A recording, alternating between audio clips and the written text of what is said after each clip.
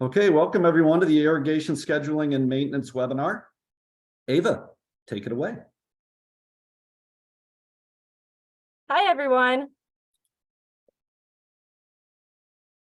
Hi, everyone. So we are here today. We're Daily Acts, and we are so happy to be here. We're just going to take a moment or two to let people join in. While we're waiting, if you'd like to put your name in the chat, we'd love to know your name and where you're joining us from. And we'll just take a minute to do that.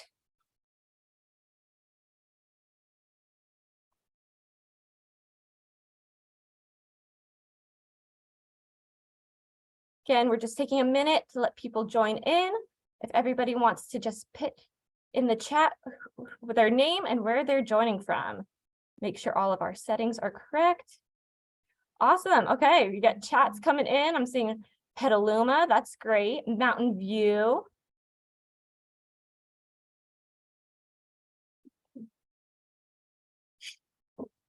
Awesome.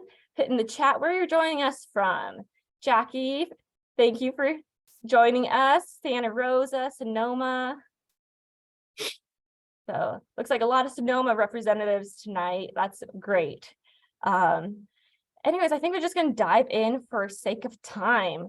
So thank you all. Before we begin even further, you might have noticed that this webinar is being translated into 4 different languages. At this moment, please select the language and also click mute original audio if you're going into a breakout room that is not English. Again, if you're doing English, you can just stay, and then any other language, hit interpretation, and then hit your language. You can go ahead and do this now. Okay, again, we are here today with our Valley Water Partnership to talk about irrigation scheduling and maintenance. During this presentation, you'll hear from Viji, Jagannathan, and Sandy Morgans. Viji runs a landscape consultancy, Aquafrugal Gardens by Design. She specializes in water-wise landscape design and irrigation systems. She's also a certified master composter, teaches horticulture at Foothill College, and works as an outdoor water surveyor for Valley Water. Sandy is the owner of Native Vista Gardening, specializes in California native landscaping and plant health and maintenance. Sandy is Quell certified and is an enthusiastic educator about conserving water in residential outdoor landscaping. Sandy also works as an outdoor water surveyor for Valley Water. So before we dive into their presentations, I want to share a little bit more about Daily Acts for those who don't know about us. So who are we? What's Daily Acts? And for those who are unfamiliar with our organization, Daily Acts is an environmental education nonprofit based out of Petaluma, California. We mainly work throughout Sonoma County, but are partnering beyond with contracts such as this, such as Valley Water. So we strive to make connected, equitable, and climate resilient communities that give people the tools and knowledge to lessen their environmental impact. We at Daily Acts believe in the power of daily actions, hence the name of our organization, and we strive to connect the community and inspire positive change. We do this by educational programs remotely and in person, action campaigns, and influencing policy.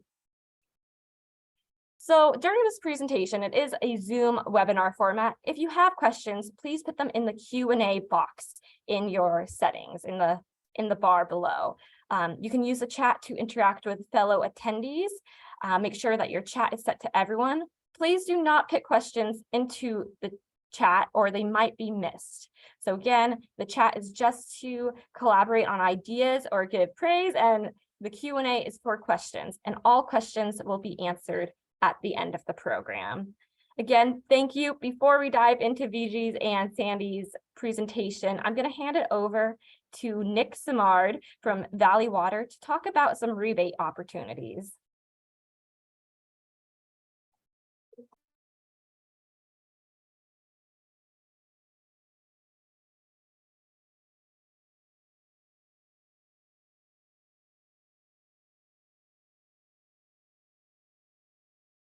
Nick, you're muted.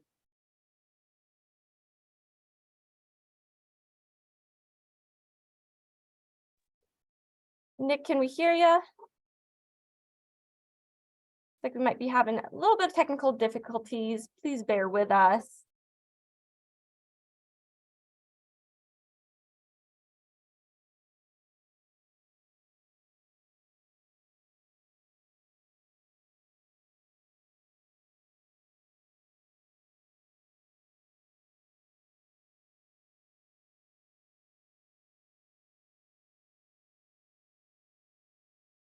Nick, can you hear us? Seems like we're just gonna have to move on for the moment, and we might loop back over to Nick to talk about. So one thing I'm seeing, Ava, is all of the Valley Water staff are showing as muted, but on my screen at the bottom, it says I'm showing as unmuted. So there's something going on at the larger control level where we are all showing as muted for some reason. There's an unmute. Thank you for bearing with us. Let me ask him. Nick, are you in the English breakout room by chance, or are you in the regular? Bear with us, folks.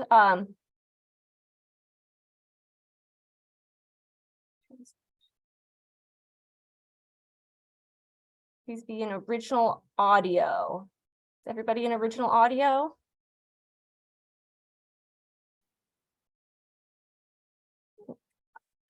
Can the audience confirm if they can hear us?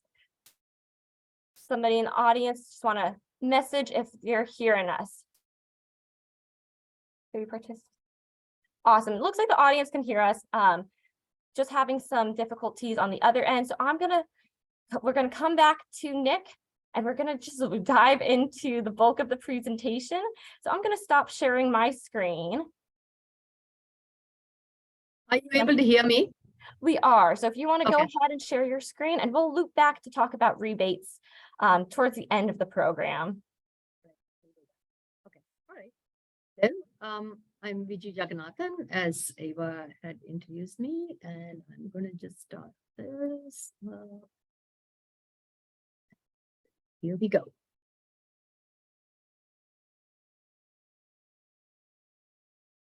All right. Everyone able to see my screen?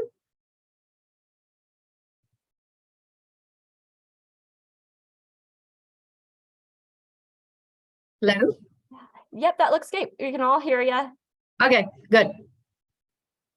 Hold on, I'm just going to adjust something here.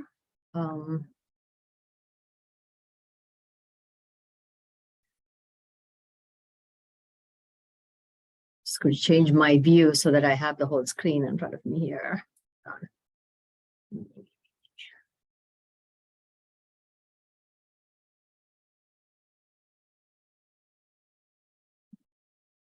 Do something here, 1 second.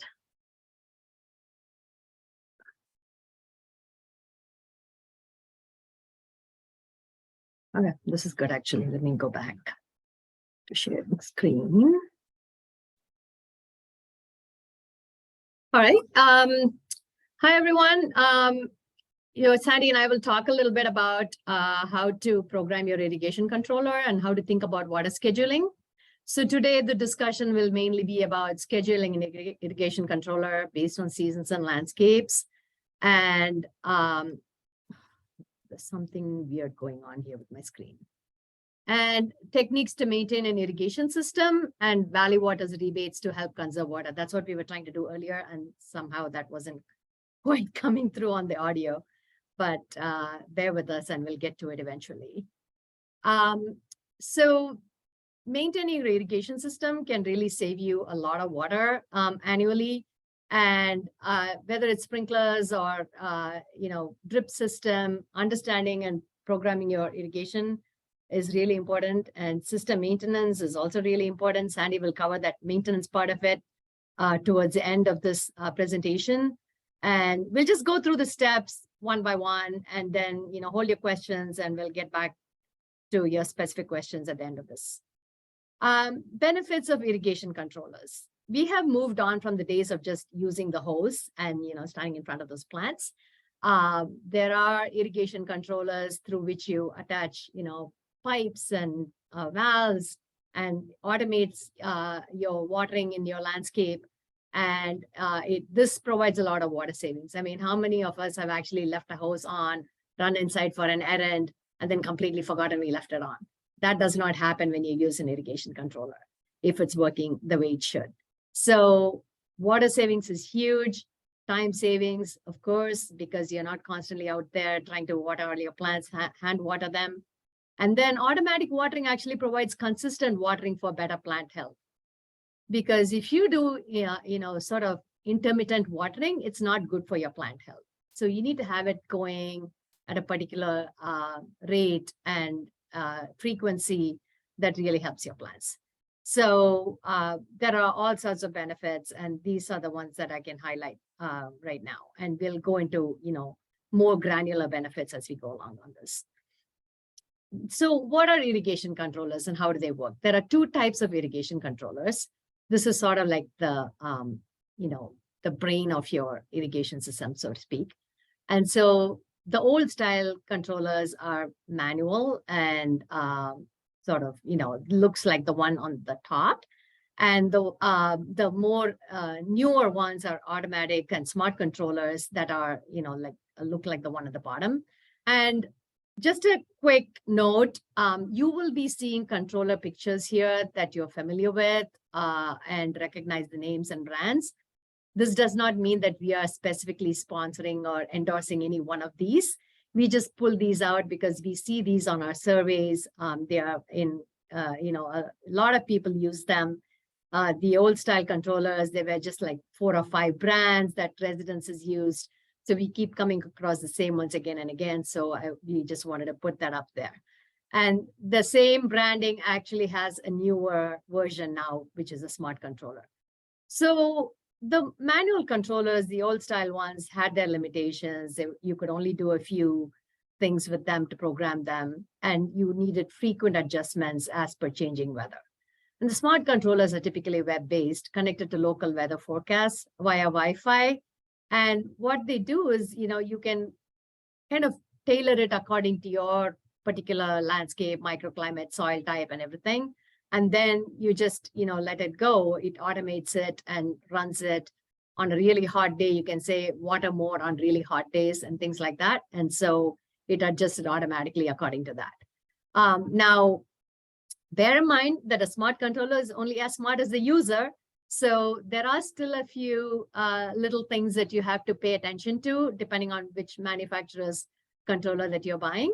And that is something you learn as you go along once you are the owner of one of these smart controllers.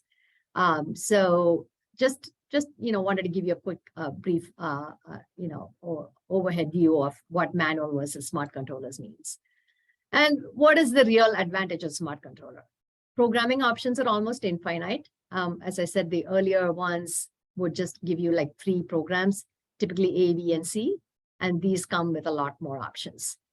Seasonal adjustment is limitless, and it really depends on your settings, how you want to do it. Do you want to do a weekly adjustment, monthly adjustment? How do you want to set it up? Depending on your particular location and your microclimate, you might want to set it differently. And then, again, all this daily, monthly watering times are adjusted automatically once you do the initial setting. And a lot of the newer smart controllers come with a bonus of a mobile app, which provide you alerts. So you carry the app on the mobile phone, and as long as your phone and your smart controller are all on Wi-Fi and you all have internet connection, you can control your watering from your phone. So basically, this gives you the flexibility of monitoring what your irrigation is doing from wherever you are in the world, as long as you have a connection and your controller is still connected to the Wi-Fi. So just, to give you the full, scope of what is possible, Valley Water also provides a rebate of upgrading to a smart controller. And we'll go into details later. And you should definitely think about that if you don't have one of these. So While preparing for this presentation, I said, okay, let me just ask ChatGPT what it's going to tell me about, like smart irrigation. And this is what it came up with. So it's sort of like an interlude, it kind of captures the spirit of smart irrigation. So here I wanted to show you what it actually looks like in terms of old style watering with a manual controller versus a smart controller. This entire trapezoid, including the blue and the green, is what you would be watering in terms of sheer volume of water with the old style controller. And if you have a smart controller which resets according to changing seasons, you would only be watering the amount of water that you see in the green zone here. So basically, you can save up to 40% annually by switching to a smart controller. Because in an old manual controller, you would just do, like very, 1,000-foot view of seasonal adjustments. Some of them allow that, not all of them do. And it just reduces it by about 30% in the rainy season. So for instance, in this particular winter, when we were barraged with rain after rain, your old style controller would have still dispensed 70% of the water that you normally would need in the hotter climate times. Whereas a smart controller would have just shut it off completely because there was a lot of moisture. It was raining every few days. Sometimes it rained, like whole 2 weeks in a row. So a smart controller would have just definitely cut it off completely at that time. So in a year like this, an anomaly for us, you would have actually saved more than 50% in those months when we had all that rain. So something to, keep in mind for that. And then I just wanted to, kind of get you familiar with controller terms. There's a glossary of terms that you need to be familiar with. And, you would have heard zone, station, valves, duration, frequency, and all that. So we'll just break it down a little bit, make it simple for you. Stations and zones are practically the same. People use it interchangeably, that terminology, not to be confused with programs, which is a whole different thing. So some manufacturers call them stations and some call them zones. And this is just kind of confuses the customer. And some of them will actually say station or zone on the controller. And then on the application that you use, it'll actually call it zones. So just be aware of that. And as long as you understand that they are used interchangeably by either professionals in the landscape or on manufacturer devices, it's all the same. And then programs and schedules are also about the same. A program basically referred to this kind of schedule in the old style controllers. So you would have a program A, let's say, that would actually have the schedule under it. So you would schedule your lawn watering for Monday, Wednesday, and Friday, and that would go under program A. But in the newer ones, what the mobile app actually will let you do is you can just choose the irrigation schedule and then just click through what you want to do. Monday, Wednesday, I want to water from 8 to 9 in the morning and so on. And then watering times is just the length of watering that you want to do for a particular time. And that is just, like 3 minutes or 5 minutes of lawn watering or 20 minutes for a fruit tree. That duration is just watering times in the programming. And watering days is frequency. How frequently do you want to water in a week? Some of the options are given us every 2 days, or sometimes they'll just give you discrete days in the week. Monday, Wednesday, Friday, or Saturday, Sunday. You can pretty much choose whatever you want with the smart controllers, by the way. So you can, go back and forth, and you can go back and change it, lots of possibilities there. And cycle and soak is a concept you want to be familiar with because this is what we recommend for lawn watering. So typically a lawn is set on some sort of, prepared soil. And over time, with all the foot traffic and other things that are going on with it, and nobody's digging up that space to loosen the soil, it gets compacted. And most of the time, it becomes very kind of dense clay over time. And so we assume most lawns are actually sitting on clay soil, even though the soil would have been prepared to be nice and clay loamy right in the beginning. Over time, it just becomes dense and matted.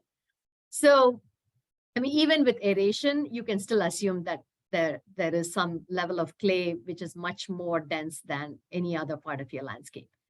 So when we advise people on lawn watering, we usually tell them to use this option of cycle and soak. What that means is you water the lawn for 5 minutes. Supposing you want to do 15 minutes in a day. You do 5 minutes first, turn it off, let about an hour gap in between, water it for another 5 minutes, turn it off, let another hour gap, and then do the third round. So that's what cycle and soak means. And there are lots of pieces of information on our website.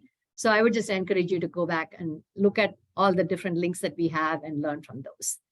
Now I want you to take you through some of the options that you get from these smart controllers. So this is what some of the screens look like. I just wanted to take you over a couple of things that we just covered. So basically it gives you the option of, okay, enter time and frequency below. And so here I have 12 minutes and then watering frequency. If it's interface-based watering every 2 days, I wanted to do that. And then here you have all these different options and you can just click, the ones that are most suitable for your landscape. In general, in California, if there is wind factor in the summer, you can pretty much assume there's going to be no rain. So you have to play with that a little bit and understand what these things mean. And so I pretty much go turning off all the wind options because you cannot assume just because there's high wind, there's rain in this place. So that also kind of depends on your local climate and zone. And so you would just need to think about that. The next screen I'll show you has a little bit more.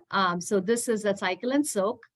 So you can enable it or not enable it. Typically you would do this for lawns. It's not, super recommended for other kind of landscapes. Although you can, if you have, some newer plants that you've planted and you wanted to give them more frequent watering, then just use the cycle and soak. It's just something you learn as you go along. And then cycle time is 3 minutes. I'm allowing it 50 minutes in between the cycle times. And so that's what that 50 refers to here. And then here, this is yet another manufacturer's screen on how you program for a smart controller. So here it tells you interval. You can choose any number of the days in the week that you want here, that you want the watering to happen. And the zone name is here. Start time. Typically, you would also want to start very early in the morning for your watering because that's how you reduce the evaporation rate. So any irrigation watering, or even if you're watering with a hose, hand watering, I would just encourage you to think of doing it as early in the day as possible because the plants have kind of recovered overnight. You will avoid overwatering if you do it in the mornings. And because they have the rest of the day for the water to be kind of depleted, in the high sun and heat. So, night watering, we usually tell people not to do it because you don't know whether, the plant is going to be waterlogged in case there's a leak or something and you don't notice it. Nighttime is kind of the worst time for that to happen. And then you get root rot and other issues. And the critters are out there too, looking for water. And then when they see something actively working, they know, okay, this is what I need to puncture with my teeth to get at water. So, and we found a lot of this last summer. Critters were going crazy because there wasn't a whole lot of water out in the landscape and they were attacking tubes and irrigation lines. So all sorts of reasons to do your early morning watering. So here, the watering duration, you can set all these start days, end days, all of those are here. Cycle and soak. This particular manufacturer calls it Smart Cycle. So that you just need to be familiar with what the features are in your particular controller and how they let you program it. And just to give you a little basics on how this whole thing works. Are you able to see the screen without this sidebar? Or are you all seeing the sidebar as well with the attendees' names? We're not seeing anything else other than the screen. Okay, great. So I just wanted to give you an overview of what irrigation basics is. How do these things all work with each other? I refer to something called valves right in the beginning when I was trying to explain the difference between stations and zones. Stations and zones are just, like things that you see on the controller and, where it is located in your landscape. Valves are the devices that actually take the water through the pipes into your different zones. And this is the controller. This is typically installed at eye level. And then there's wiring that goes from there into the valves. Controllers and valves are usually installed fairly close, because otherwise you're going to have to pull all this electrical wiring through a conduit and go way out there. But in a very large landscape, you will have conduits that carry the wires through. So typically this one is installed at eye level, as I mentioned, and then the valves are in the ground. Sometimes they're just above ground, and sometimes they're buried under, and you will see a little valve box that if they're buried in, and then you open the lid and then you deal with the valves at the bottom. And then the valves are connected, like I said, with wires to the controller. And every time one of these zones kind of is deployed, it sends a signal to this solenoid, it turns on, and then the water flows through this and goes into your different zones. So that's just like the basics 101 about irrigation and how these different contraptions work with each other. And now I'm going to walk you through the Valley Water's new water scheduler. We have this published on our website. I want to actually show you how this works and take you through how you can use it too. One thing to just, like a quick tip, if you're just in our website, if you go to valleywater.org and you don't know how to look for this, just put in the search bar, like scheduler. It'll give you a few options, and you'll know pretty much that you're reaching the irrigation scheduler when the right thing pops up. Just go into that and start using it. Let me just walk you through that. I'm going to try and do this live. For some reason, if something kind of gums up, I will take you through screenshots that I've prepared for this. So let's go into the water scheduler. Here we are. Is everyone able to see this? Nick? Yes, we're able to see it. All right, great. All right, so this is what it looks like at first base. I would say if you're a brand new user to this, watch this video, learn how to use this tool. And then on every page, you'll also see this eye mark here, which means just information. If you click that, it'll tell you what to do. So here, I've already used it multiple times. So I'm just kind of going to run through this fairly quickly. Even as I'm talking, you can go play with it because you can just work on it on the sidebar if you like. So I'm going to put down our address here. I've already worked on this. So you will see a few things already in there. So use this address.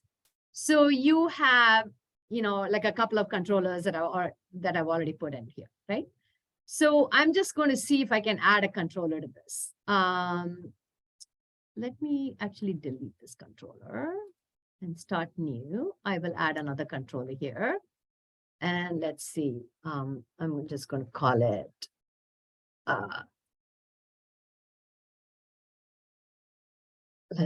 let me just call it library mobile because I call the other one the bat mobile.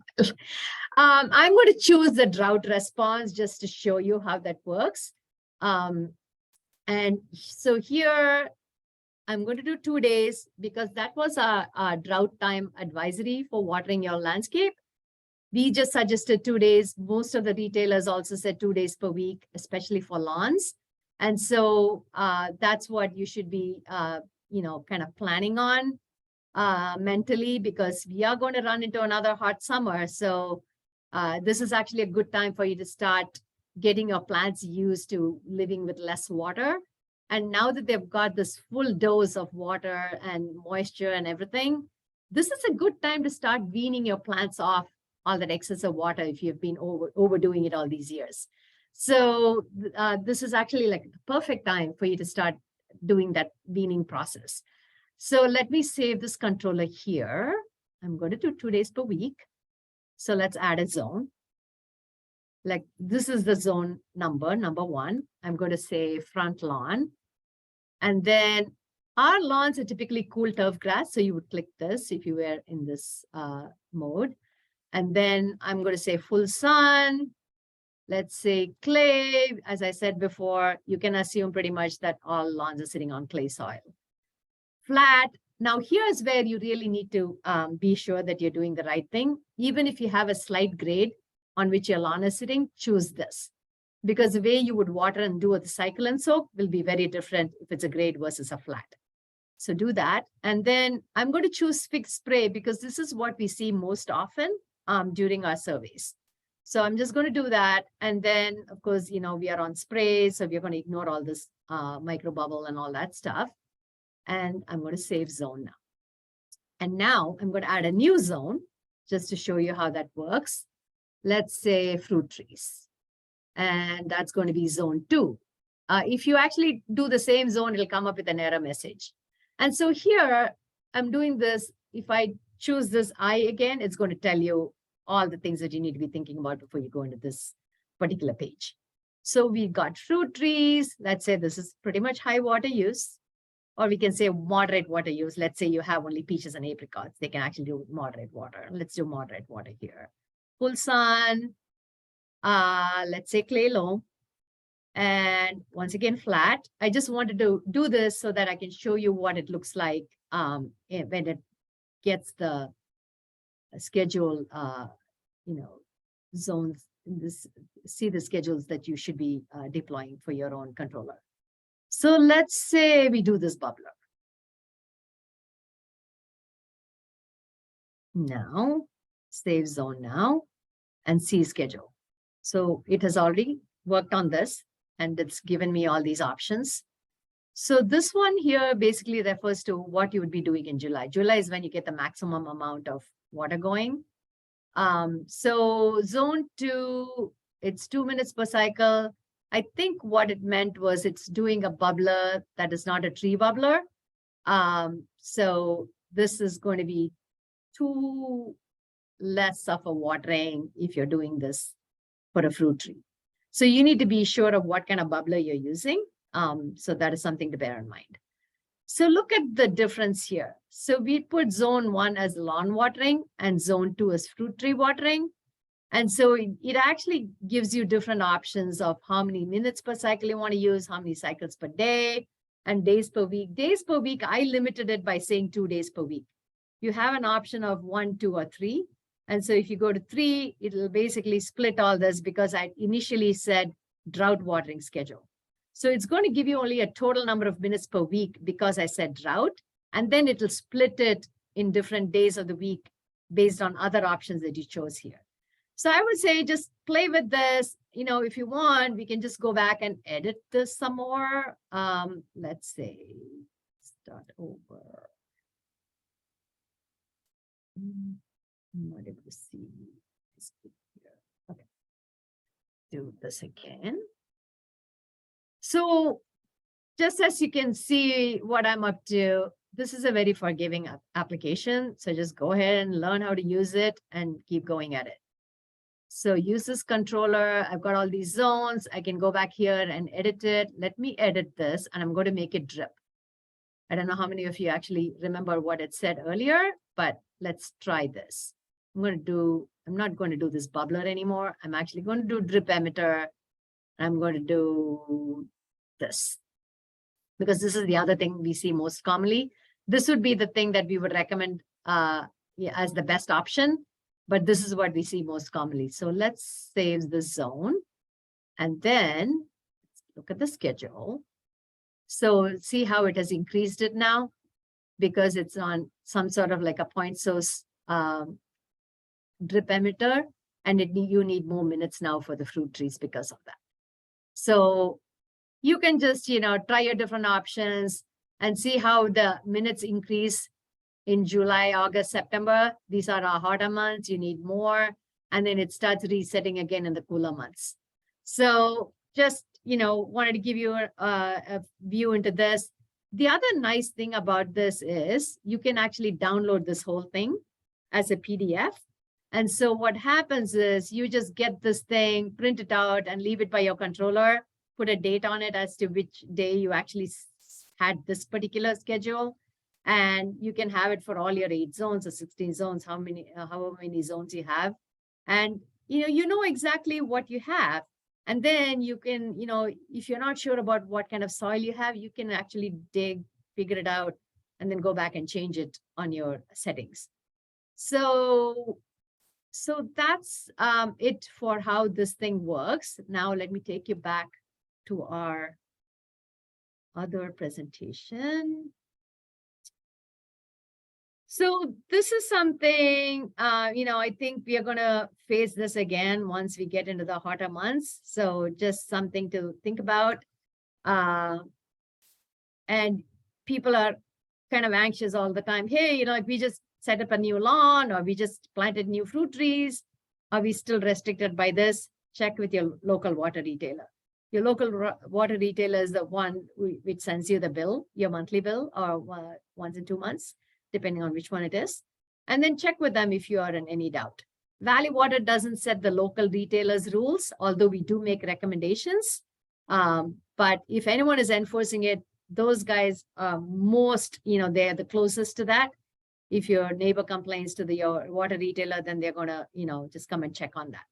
So be sure that you check with your retailer about all the exemptions on newly installed lawns and other landscape. Viji, pardon the interruption, but you have the top portion of your screen showing a control panel from PowerPoint. If you want to adjust that a little bit. Right. All right. Perfect. Okay now. That looks great. Okay, this is about my last slide, and I'm going to hand it over to Sandy. I just wanted to, share this important concept in irrigation, hydrozoning. It's really important. If you haven't already heard about it, what this means is grouping of plants with similar watering needs in one area, and it can be watered by the same valve, and this is that particular zone. So look at these pictures on the right-hand side. We have lawn here, and we have these mature trees on the side. Not a great deal for the trees.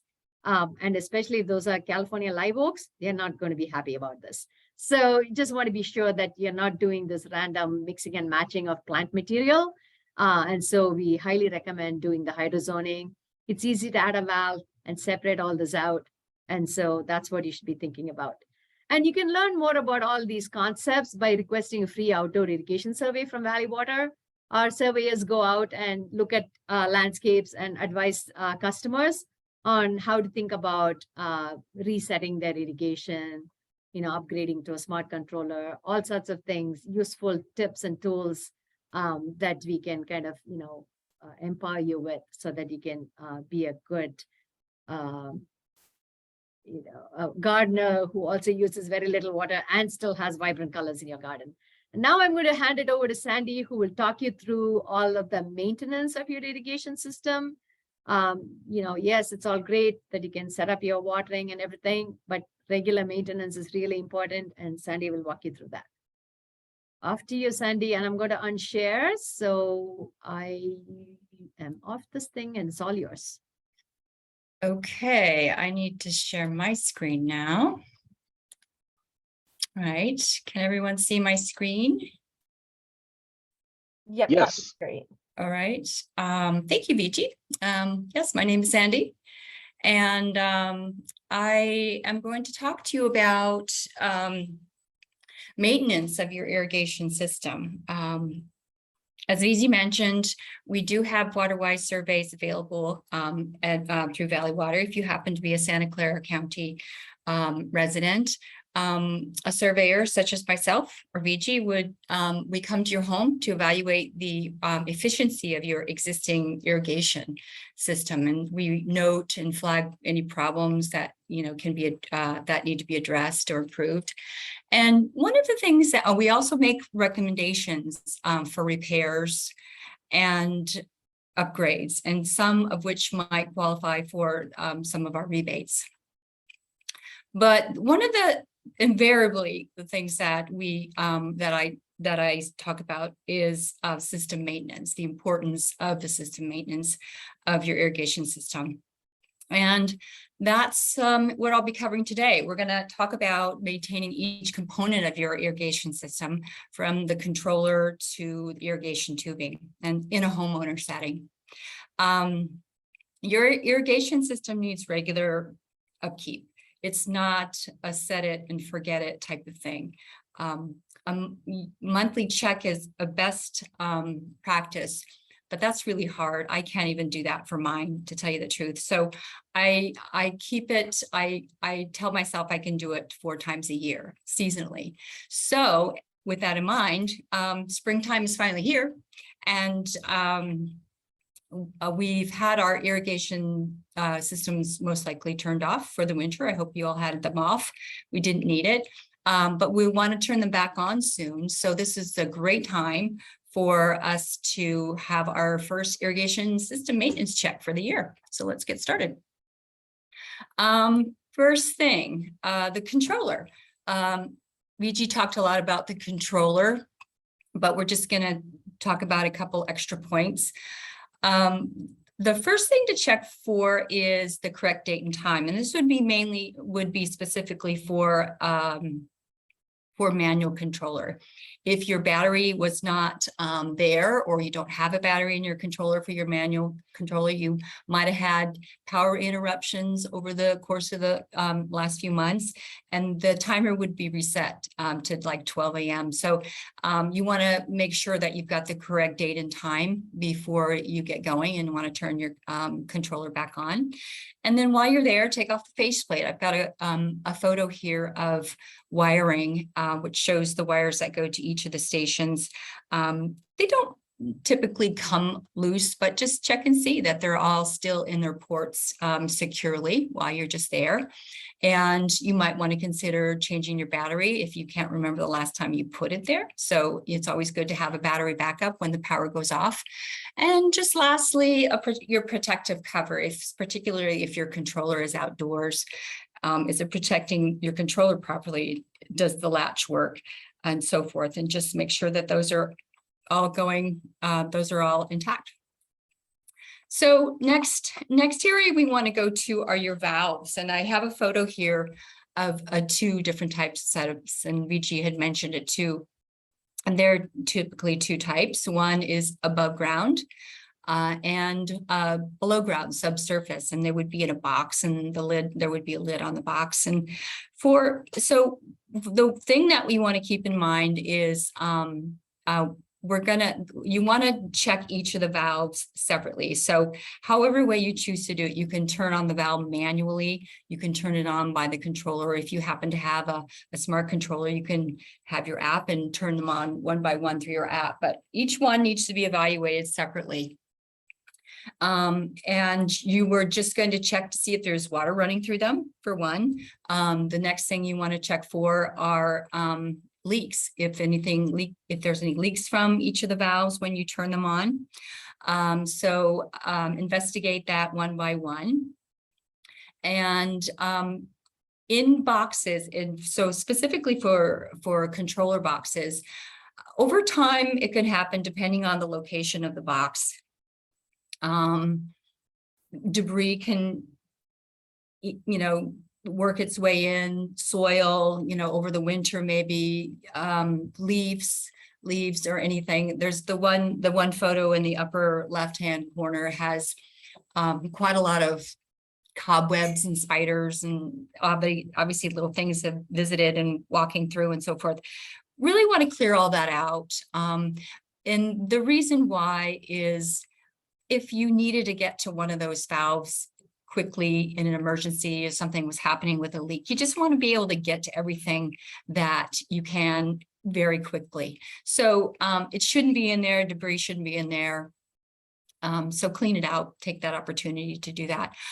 There have been instances where I've seen roots that have grown inside a box. You should definitely investigate that. Roots should not be in a valve box, a subsurface valve box.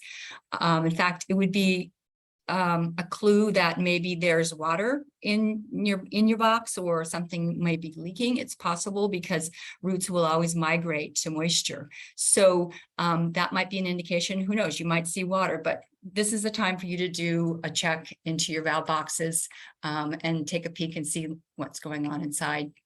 If you have a valve set up like the one in the upper right-hand corner, above surface, and there are a lot of setups like that, and that's perfectly fine. Just make sure that in the photo, there's typically a support behind the valves, and then the stems will be attached to that support. Just make sure everything's intact. There's no loose stems that could be accidentally knocked or a hit in any such way to do any damage or anything with the valves. So each valve, and I forgot to mention, of course, that you might have valve boxes in the front and backyard. You might have multiple boxes. So you might have just one, whatever. Just go to each and every valve and run each valve and take a look and see what's going on for each of them. Next slide. If you happen to have any drip irrigation, you should have a filter that is a part of that particular valve. And you want to take a look at that filter at least once a year. The filter's there for a reason. It's there to capture any soil debris or particles that would come in from the main line point and grab those before it goes into your drip tubing, because that would be a way for you to get clogs into your drip irrigation line. So once a year, take that out, open up the housing, unthread it. You would take out that filter, mesh filter. You could take a look at it. If it's kind of munchy,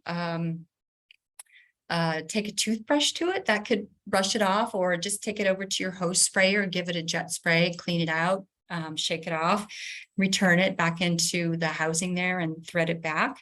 And that's all you would have to do for that once a year job. Sprayers are a big one. We have a lot of sprayers, and most of the sprayers that I'll be talking about here are for turf, even though we do see, well, they're for turf or for whatever you have, but you'll see examples of these sprayers in the turf. It's important to just not make assumptions when you're looking at sprayers and each of the stations. Treat each zone. You're going to go to each zone that have the sprayers and take a look at them all and see how they're running and what's happening. And just assume that each station is unique, that each set of sprayers is unique, and that if it didn't happen in one zone, it's not going to happen in the other zone. That's not true necessarily. So look at each and every one of them. And I'm going to go through a few examples of what you might see as issues for your sprayers. And let's get started. I also want to mention that, you want to have your sprayers in the best position possible, because of course you want the best water distribution to occur for the sprayers. You want them to do what you would like them to do. So that's why you're going over and doing this check. Block sprayers are a typical one that we see. And what I mean by block sprayer is that something is obstructing the sprayer's path. And so it could be a shrub that's nearby a sprayer. And people could be seeing this a lot this time of year, particularly after all this rain, that shrub or plant has grown quite a bit, and it's obstructing the path of the sprayer. It's blocked. It could be your grass is too high. Maybe it's time to cut your grass. Maybe it's time to lower the blade of your lawnmower so that the grass is just cut shorter. But make sure that there's just nothing obstructing the sprayer so that it can, get to where you'd like it to be. Tilted sprayers, these things can happen. It could be happening. It could happen from accidentally knocking on it, but you can see in the photo that it's pointed kind of downward. So of course the spray is just going to go downward and it's not going to go out. And you want to make an adjustment to get that into a more upright position and get it to where it can do its job correctly. Depending how the spray head was installed, it could have been on a swing joint. That could be a little easier to readjust. You might have to go underneath the grass and investigate to get it to realign itself. But again, it's just not doing the job it should be doing in the tilted position. So those are just things that typical things to check. Last one is overspray. Overspray is very common that I see on a typical survey, and want to define overspray. Overspray is any water landing on a hard surface. That's overspray. That's water wasted. It's not meant to water the pavement. It's not meant to water your driveway. You want to get that water back onto that place that you want, your lawn, your permeable soil, whatever. So these things can be adjusted. And depending on what type of spray nozzle you have, it's pretty easy. I'd like to use the example of a fixed spray nozzle, the ones that you're seeing in the photo, because we do see those quite a bit. There are two types, two ways to adjust a spray nozzle, a fixed spray nozzle. There's the radius. You can change the radius, and the radius is the distance that the water sprays from the sprinkler itself. And so there is a screw typically on the top of the spray nozzle. And if you were to turn it counterclockwise or clockwise, you can shorten or lengthen that distance. So that's one way that you can adjust it. And the other way is the arc or the angle. And the arc is how wide that the spray goes. And you can, depending on which type of make it is, you can take the nozzle itself and you can turn it clockwise or counterclockwise to widen or shorten that angle and get it off the pavement, for instance, or get off the driveway and get it back onto your grass or where it was intended. If it's not an adjustable nozzle and spray nozzle, it's fixed, you would be able to turn the stem a bit just to get it into a better position. So those are easy fixes that you can do. You do need to have a kind of a special screwdriver that is quite small and narrow to fit into that small screw at the top of your nozzle. There's other types of spray nozzles. A rotary one is becoming more popular. In fact, we like those because they're very much more efficient than the fixed spray. But check with the nozzles manufacturer to understand how the adjustments are made. A few other types of things that you might encounter for your sprayers: clogged nozzles, that you'll see the pattern is irregular. You can see that in the photo. And that could be that there's debris inside the nozzle. So that's a quick fix of unthreading that nozzle and just taking a look inside and see if there's something in there. It could be, like I said, soil debris, whatever. Just take it and spray it out. You might be able to just pick it out with your hands and put it back in and see how the pattern has improved, hopefully. That's an easy fix to do, an easy repair. There are definitely instances where broken nozzles occur, and that could be by accidentally stepping on them, or the lawnmower has done something to it, whatever. They do, spray nozzles tend to degrade over a long period of time after many years. So they just get hard and they could crumble easily just by knocking them, just a little. But nonetheless, broken nozzles can't be repaired. You just have to replace them. They're not going to distribute the water properly, so they have to be replaced and not repaired. You want to check for leaking spray bodies. That can be an issue. You'll see a lot more water down at the base of the stem, and there's a gasket inside that can be replaced. Check for just general breakage. Maybe something happened to the spray body. A little more investigation has to occur when you're doing your system check. But just always keep in mind these spray issues account for misused water, and that's what you want to. That's what you're looking for when you're doing your regular system maintenance. Drip irrigation checks. Let's talk about drip irrigation now. What's gonna be included is both inline and point source drip irrigation tubing. And here's the thing, it does take a little bit more time to inspect drip irrigation.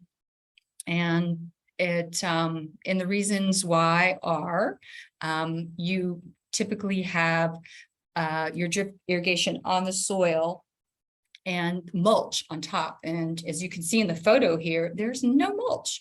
And if I were to see this on a survey, I'd say you'd really benefit from having mulch on top of your drip irrigation to keep all that moisture into the soil instead of part of it evaporating. But in this case, we can see exactly what's happening. So it's harder to do the inspection because of the mulch, and furthermore, point source inline drip emitters are a little bit more difficult just to see because of the spacing. It's not they're not point source emitters around the plant. So point source emitters usually are placed around the base of the plant. So you kind of know where to go to look for them. Whereas the emitters, if you have a grid or they're in a pattern of some sort, the spacing is 6 inches apart or 12 inches apart. So anyway, nonetheless, most of your drip irrigation are going to look for leaks.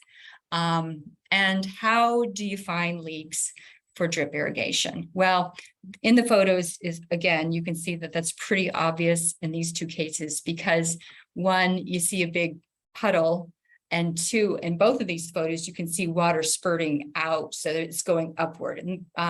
And just like you would see a leak for a sprayer, you can see the water above ground, but that's not always the case. So you can't just assume you don't see water in a little geyser, you have no leaks. That's not it. So I have a method which I'd like to recommend how to find leaks, and I call it walking the lines. And what you do is, station by station, you evaluate the entire area of that particular drip zone.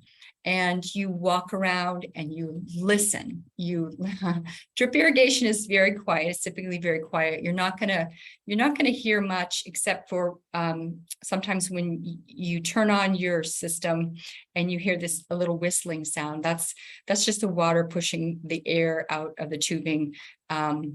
Just for a few seconds at the beginning, and then it becomes very quiet, and you're not going to hear every little drip, drip, drip. But if there is a leak, if there is a cut, if there's you're going to hear the water gushing. You will hear that water rushing out. It's very different. And that's why you walk on lines and put out your ear and you just listen to see what's going on. And that is, it will take a little longer, but you get the hang of it. It's not that time consuming. And what are the sources of possible leaks? Well, old tubing has a tendency over time to harden, as I mentioned earlier before, and it can break more easily. And it's going to spontaneously break, but if it's been knocked around or if it's neglected, it can break, believe me, over time. Critters can claw or gnaw on tubing. They are very tenacious and they will try to get to that water. They know that there's water in there, and say that you'll see claw marks on it, and they can definitely break a line. Again, critters will not come calling as much if you have a lot of mulch on top of your irrigation tubing. And so that's always a good idea too, to have another good reason for the mulch. But they can do that. Another way that you can have a leak is what I call blowouts. Blowouts can happen when your pressure is too high for your low your low pressure irrigation system for your drip. Perhaps you one had not put a pressure reducer on that valve after you switched it from high to low pressure, and the tubing, the 1/4-inch tubing and so forth, it's not meant, it can't stay on with that high pressure. So if that's happening all the time continuously, and you're getting blowouts, that is why. Another type of blowout, kind of what I call, is if you're using what I call octobubblers. I think that's actually what they call them. Those are those round ports that you can put on a riser of which was formerly a spray head. And then this component has 8 ports, and from those 8 ports you can put a 1/4-inch tubing and then place them over to plants. They do have a tendency occasionally to come off those ports. You also have these little plugs, if you're not using all the 8 ports, to put these little pegs in, and those can easily come off. And you definitely want, if you have those, you definitely want to go and periodically check what's going on at those places to see if something has blown off to replace it. In fact, I would probably do a more frequent check if I had those in my irrigation system. Let's move on. Other types of drip irrigation checks. Unused tubing. You can see in the photo here that maybe there was a plant that was near this drip irrigation area, and the plant's no longer there, and so there's no reason for water to be distributed there. So stop the flow of water. Just remove the tubing. If the plant is no longer present, you don't need the water there. Unused emitters. Similar to above, but when irrigation is initially installed, maybe for new plants, a couple more like maybe 2 or 3 point source emitters are put around the plant because it needs extra water after it's put in. But over time, when the plant becomes mature, particularly if it's a low water use plant or if it's a California native, that plant doesn't need as much water. So this would be an opportunity during your check to maybe take away an emitter. You don't need that much, or take away both. But that's something to look out for as you're going around and doing a check. Missing emitters also too, sometimes they just come off. Tubing becomes hard over time. If they're not from the same manufacturer, the tubing and the point source emitters, they're not necessarily the best fit. And that would be another reason why perhaps that the point source emitter is coming off from the tubing. But that's something you want to check just to see that they're all together and happy and working the way that you want them to go and to be. So I made up this photo of parts. I called it drip tubing repair parts, but they are just simply drip tubing parts. But it's kind of nice to have a few of these in, a little small supply to have at hand in case you need to grab something while you're doing your maintenance check. And I just wanted to, explain what some of these parts are. The top 2 are they're coupler fittings for 1/2-inch tubing. The one on the left is a thread lock, and it actually comes apart, and you fit them on the tubing, and then turn the thread, and that tightens up that connection. And the other one next to it is also a coupler for 1/2-inch, but it's a compression coupler, and you would push in just the tubing on both ends. I like to have both of them around because it depends on where, if you had a cut and you needed a repair, it depends on where it's located. One of those fittings might be better than the other. It also might depend on how big the cut is, that you could use one over the other too. The second row is just a regular coupler, a barbed coupler for the 1/2-inch tubing. I put the tubing there to indicate how that would go on, and those are easy to use too. Again, you might not be able to use that one. You might have to use the top 2 depending on how big the cut is. Then the next line is just a simple coupler for the 1/4-inch tubing. And you just connect the two up on both ends of the barb ends. And then the last row on the first couple little guys are goof plugs. And that would be what you would put if you needed to take out unused tubing, for instance. You can stick one of those goof plugs into the 1/2-inch tubing and stop that water from flowing through. The middle one is one of my favorites. And I don't think everybody really knows about these. I love these. These are they're kind of called C-clips, I guess. And these are for inline drip emitter for 1/2-inch tubing. It clips around the tube. Inside there, you can see there's a tiny little peg, and that peg would fit inside the inline emitter hole, and you can just stop up that hole. I would use those to eliminate some water that I didn't want around a plant anymore. I've also used them for if I had a line of tubing that was really too close to the pavement, and the drip tubing actually was running off into my driveway. So I just put some of those clips to eliminate that unused water on that particular line. The last one is another type of coupler. It's for a 13mm line. It's a specialty kind of tubing that you might use for veggie gardens. So I just wanted to indicate there are different sizes of barb tubing, couplers that are out there for you to use. The one of the last things I wanted to talk about for your drip irrigation maintenance is flushing your lines. What can happen? There can get debris inside. Debris can get inside the tubing, and there are times where you'd want to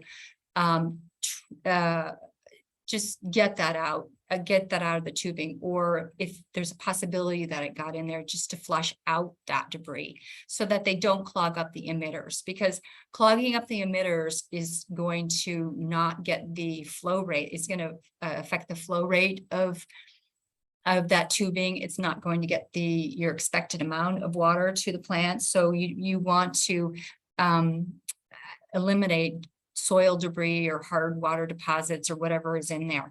And when would you flush the lines? When you make a repair, when you've cut the lines, there's a good chance that you're going to get a little bit of soil caught up inside there. So that's an opportunity for you to flush the lines. When you've added to your existing system, added more tubing, anytime you've opened up the lines, you've opened up that closed system, there's a chance of you getting some kind of debris in there. So those are times you'd want to flush the lines. And additionally, you really want to, if you didn't make any repairs, you hadn't made any additions to your lines, you want to just flush those lines at least once a year. And how do you flush the lines? Well, the way that you know how to flush lines is, first you need to know where your endpoint is of that system, of your in that zone. You always have an endpoint. The endpoint is indicated with like a cap, a threaded cap. It could be a shutoff fitting. It could be what I call a crazy 8 crimp, where they crimp the tube and back into itself with that crazy 8 little piece. Open the line first. Open up any of those fittings, and then start the station, start the water, let the and then let the water flow for 30 to 60 seconds, about that amount of time, because it depends on how much tubing you have in that zone, how long it would take for the water to go through all of that line, that high pressure. 30 to 60 seconds should do it. And consider that flushing lines, and then close back up whatever you undid, the threaded cap or the shutoff fitting or the crazy 8. And if you're able to, before you even turn that water on, consider capturing that flushed water. It is kind of a lot of water, but maybe you want to capture it in a bucket or some kind of vessel so that you can use it elsewhere, or just divert it back into your landscape instead of having it flow out into your driveway or the sidewalk or anything like that. So that concludes the standard, the sort of types of things that I would be doing for a system maintenance check. And hopefully you'll have questions that we can answer for later. I wanted to show you the slide that we put together for the types of rebates that we have. These would be types of equipment that irrigation equipment upgrades that Valley Water has rebates for. The smart irrigation controller that Viji mentioned. We have rebates for flow sensors and hydrometers. We have rebates to swap out to high efficiency spray bodies and nozzles. That's a really easy one to do, and it really makes a big difference in water savings. And if you have areas in your landscape that that you're using spray for that's not turf, you should definitely consider changing those sprayers out into drip irrigation. We have a rebate to help you subsidize that change, inline drip irrigation conversion. And a couple last slides. We put together some really great resources for you to take a look at, and we'll be sharing the slideshow later, so you don't have to write these down. But we get a lot of questions from people about they're not sure about how much water to put on their fruit trees or their citrus or even their street trees. And these are great resources for you to consider taking a look at, particularly when you've taken your grass, when you've removed your grass and you've been watering your tree from the grass sprayers. Once you take away those sprayers, you really do have to put another water source for those trees. So then you have a better idea of how much water I need to put on those through drip irrigation after you've removed those sprayers. Contact us. We have all these links for you and phone numbers. If you would like to have a water-wise survey, you can check this link here and get yourself started with the request. If you have questions about rebates, you can contact this number that we have. We have a website too that you can go to. And I also wanted to announce, and the next webinars next month is for rainwater capture, and it's on the 18th of May from 6 to 7:30. And there's a link if you care to register ahead of time. And last slide is questions. So I think I need to stop sharing here. Yeah. Yeah, thank you so much, Sandy. We're actually going to hand it over to Nick because he got his audio working to talk about the rebate programs that Valley Water offers, and then go right back into Q&A. Perfect. I appreciate that, Ava. Would you mind just sharing those slides, Ava, if possible? Sure thing. Let me share that now.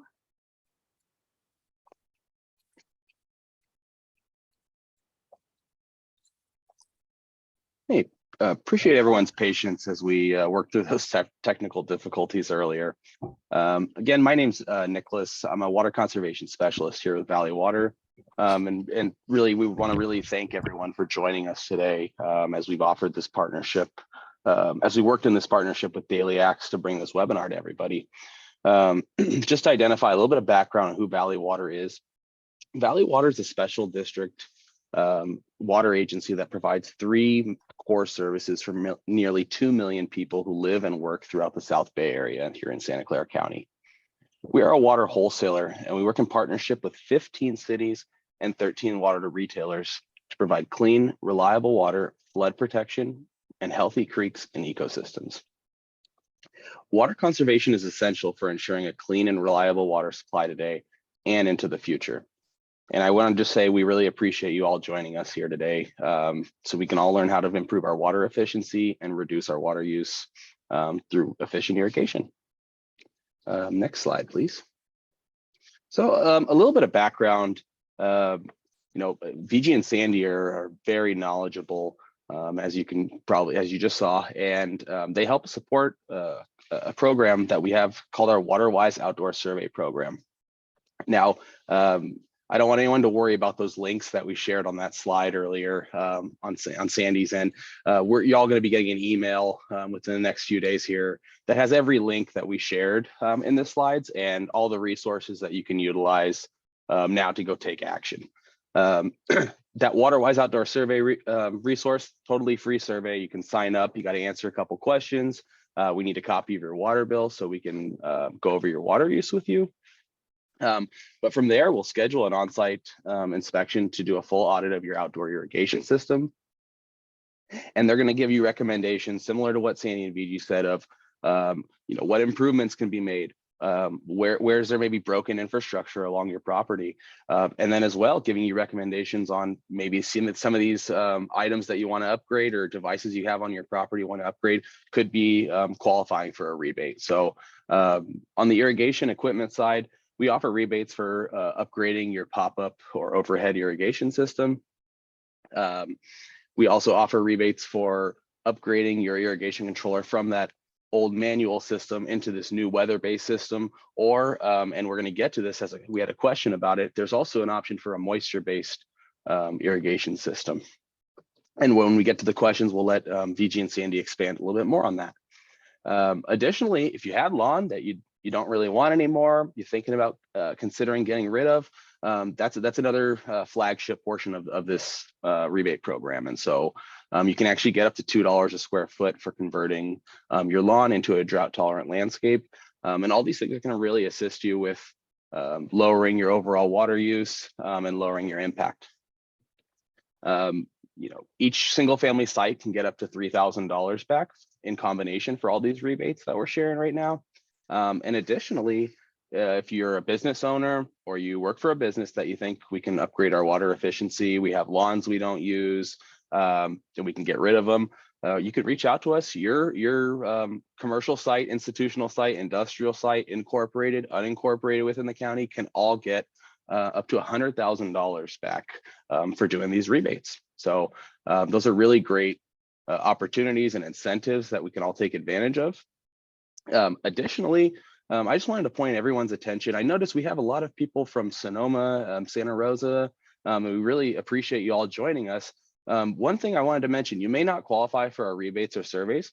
However, the irrigation scheduler, which Viji went through, will work for anyone in the state of California. So all you got to do is type in your address and you can start setting it up right there. So even for our non-Santa Clara County residents, you can utilize that tool. And with that, I'm going to go ahead and pass it along to Ava to review our questions. Great, thanks for that insight. Viji and Sandy, if you want to turn on your videos, we don't need to share the screen. I'm going to stop sharing and ask you guys the questions that are in the chat. I see that you both have, or Viji, you answered some of the ones in the Q&A. However, we have people joining us from Facebook Live. So some questions were from Facebook Live and they can't necessarily see the answers that you typed. So I'm going to ask those again. If you could speak to them, that would be great. So the first question we have is, what if you have different kinds of emitters in a single zone? Oh, Viji, you're muted. We generally recommend standardizing emitters in a particular zone, although people do use it as a workaround. Supposing you have a fruit tree and then you have a low water plant nearby, and you don't want to, give them the same amount of water when you're running it for, like, say, 20 minutes. So people will actually put a different kind of bubbler emitter around the fruit tree, and they will do a more stingy emitter on the low water perennial. And so they use it as a workaround, but we don't recommend it because it kind of, interferes with the water pressure and the water flow when you do that. Supposing you have the fruit tree earlier in the line, right? Supposing you have a linear thing and then you have the fruit tree ahead of the other perennials, that's going to suck up a lot of it if you add an emitter that has a higher capacity. And so by the time the water flows to the last plant on that zone, it's going to have dwindled down quite a bit. So this is the reason we don't recommend it. And then, this business of grade too, right? If you have things on a slope and you have things which are pressure compensating emitters all the same way set up, then it's great. But if you have something, like up and down, then you're going to be messing with the amount of water that reaches each one of your plants in that zone. So we would not recommend that, although people have tried using it as a workaround. Great, thank you. We do have somebody asking about do smart controllers automatically adjust for weather? Why do we need the scheduler? Don't. You can use, there is a feature called virtual solar sync in some of the manufacturers. So you just set the smart cycle, you put in your address, it queries all the same things that our scheduler queries and comes up with the answers. So you don't need that. But if you want to be a little bit more hands-on and learn about how the watering system works and want to be messing around with your irrigation controller settings, then by all means go for it. Yeah, I'd also like to, expand on that.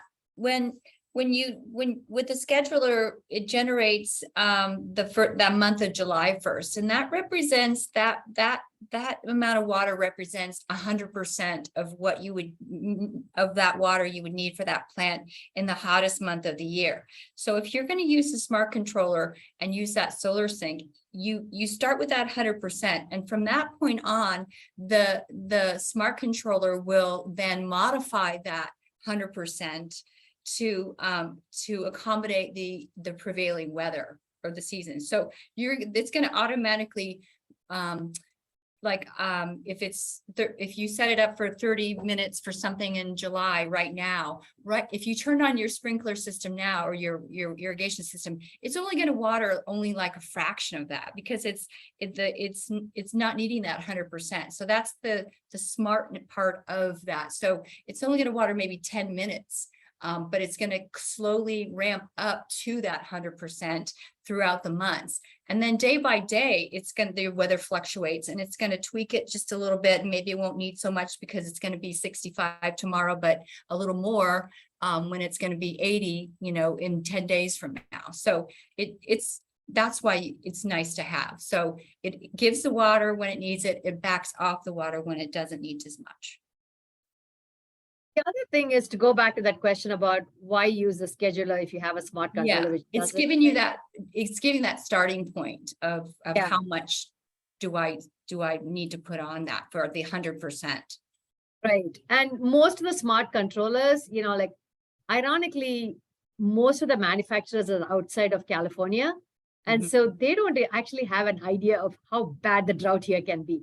So in my opinion, and I think it's our collective opinion here, is that most of these smart controllers don't adjust water to as stingy a level as we would like it. So, our scheduler is actually tailored for that.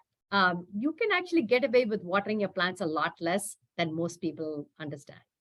So that's why, I would like to reiterate that point. Now is a good time for you to start weaning your plants off that excessive amount of water. Great. Awesome. Thanks for that insight and your presentations in general. One question thank you, Nick, for answering in the Q&A is, does Sonoma Water have rebates for smart controllers? Nick attached a link, and we will also send this link in the follow-up email. I can't speak to say if they do or don't because I have not done the research myself, but we can get back to you in a follow-up email on that. And as Nick pointed out, it might be based on local water retailers instead of Sonoma Water in general. But we will send information in a follow-up email. I'm gonna have to wrap up here. I'm gonna start my video and just share our final slides. So thank you all for joining. Last slide. I just want to thank our partners who make webinars like this possible. All of our sponsors who donated to Daily Acts and support what we do. Want to also thank Viji, Sandy, and Nick, and all of the Valley Water staff for helping us out with getting this information out there and for sharing their knowledge. No, we have 5 minutes till, but we're just going to wrap it up. If you have any more questions, we will send a follow-up email. Please feel free to reach out to us. Again, my name is Ava. You can reach out to ava@dailyaxe.org. Check out Daily Axe online. We have a ton of resources. So does Valley Water, as they shared, and we will be sharing their resources and their information so that you can all feel free to access this in the future. This has also been recorded and it will be posted both onto Valley Water website and to our website. So if there's information that was maybe going too fast or a slide you want to see again, you can go back and rewatch this. So everyone, thank you so much for joining us and have a wonderful rest of your week.